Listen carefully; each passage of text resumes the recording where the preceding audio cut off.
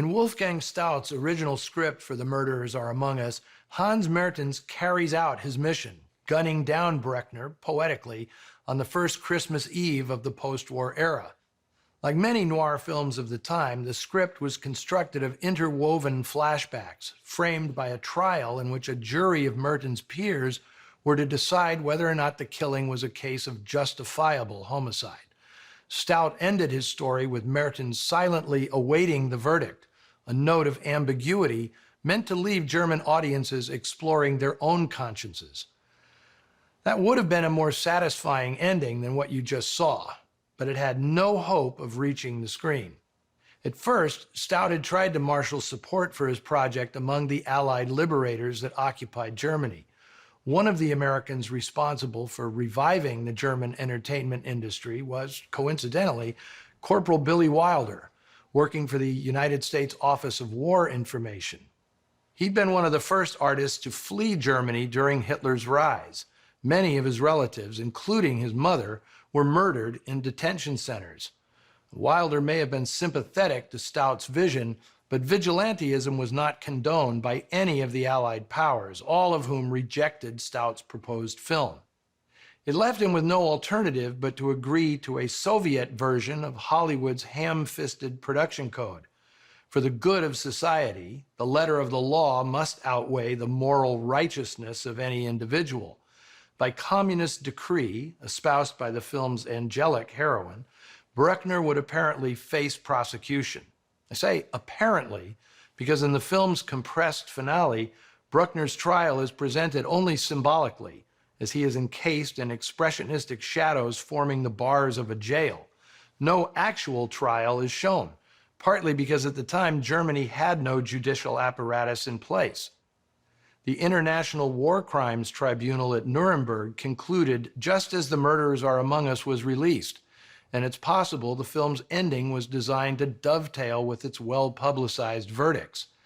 Its effectiveness is questionable, however, since the trials were rife with back-channel maneuvering that allowed numerous Nazi war criminals to evade punishment.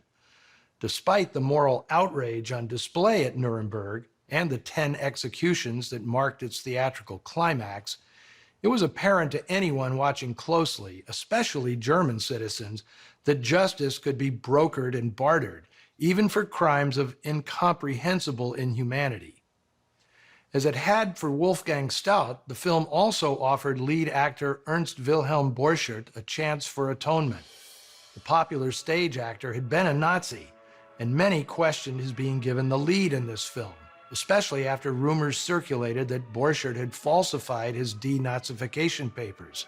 The studio even attempted to downplay his involvement, burying him amid the opening credits as W. Borchardt. His casting, however, is a stroke of genius. Borchardt's Nazi affiliation gives the character's self-loathing a dreadful authenticity. Hildegard Neff's performance led David O. Selznick to offer her a Hollywood contract on the condition she change her name to Gilda Christian and tell the press she was Austrian, not German. Americans hadn't yet figured out that Hitler was an Austrian, not a German. The actress agreed to the contract, if not the name change. After spending her first 6 months in America learning English, she found few job offers and rejected the ones she got.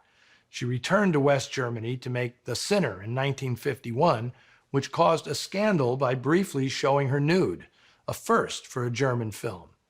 Neff reacted to the controversy by suggesting that the culture responsible for the Holocaust shouldn't be outraged by a glimpse of her naked body. "I got the scandal," she said, "and the producers got the money." She tried Hollywood again in the early 50s, but soon returned to Germany, where she enjoyed great success as an actress, chanteuse, and writer. Her 1970 memoir, The Gift Horse: Report on a Life, is one of the best-selling books in the history of German publishing.